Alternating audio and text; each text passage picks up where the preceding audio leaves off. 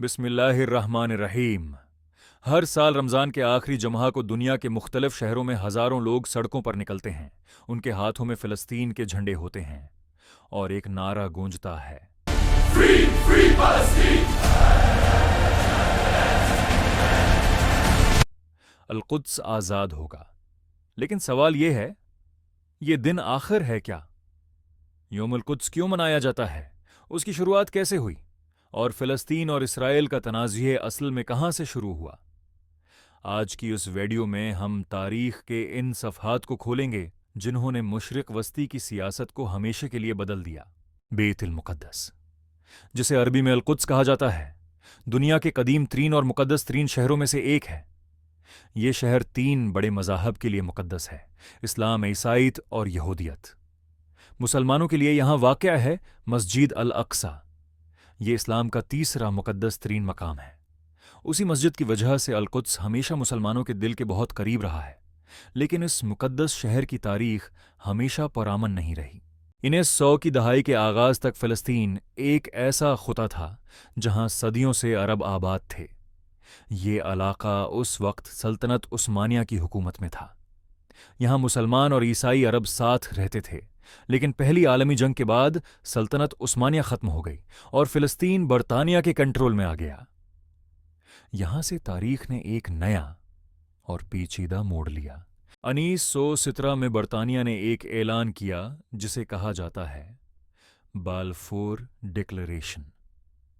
اس اعلان میں برطانیہ نے فلسطین میں یہودی قوم کے لیے ایک قومی وطن بنانے کی حمایت کی۔ اس کے بعد یورپ سے ہزاروں یہودی فلسطین کی طرف ہجرت کرنے لگے۔ وقت کے ساتھ ساتھ علاقے میں کشیدگی بڑھتی گئی۔ 1947 میں یونائیٹڈ نیشنز نے فلسطین کو 2 ریاستوں میں تقسیم کرنے کا منصوبہ پیش کیا، ایک عرب ریاست اور ایک یہودی ریاست۔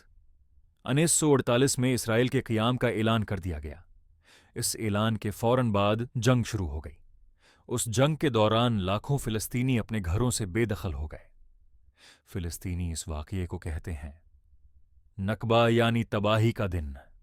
1967 میں ایک اور بڑی جنگ ہوئی جسے کہا جاتا ہے 6 ڈے وار۔ صرف 6 دنوں میں اسرائیل نے مشرقی یروشلم، غزہ اور مغربی کنارے پر کنٹرول حاصل کر لیا۔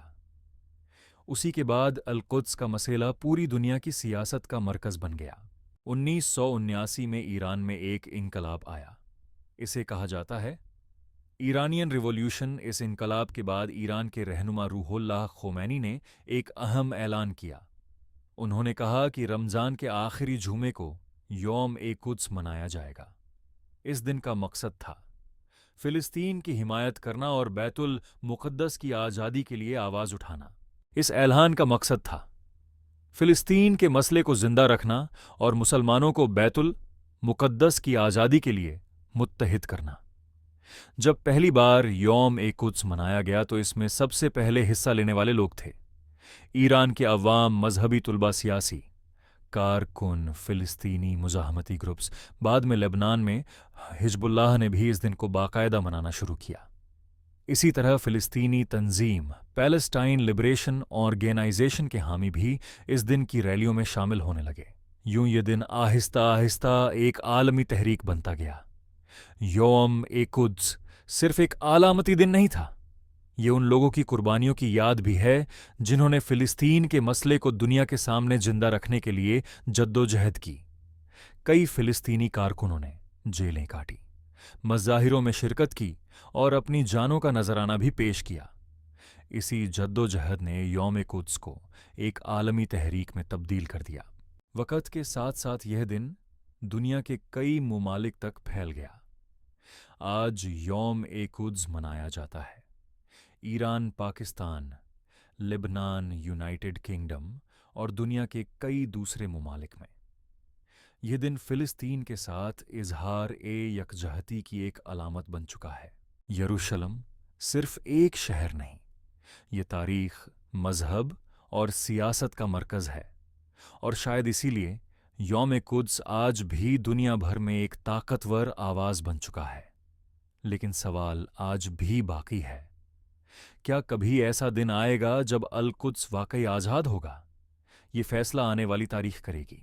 अगर आपको हमारी यह वीडियो मालूमाती और दिलचस्प लगी हो तो वीडियो को लाइक करें।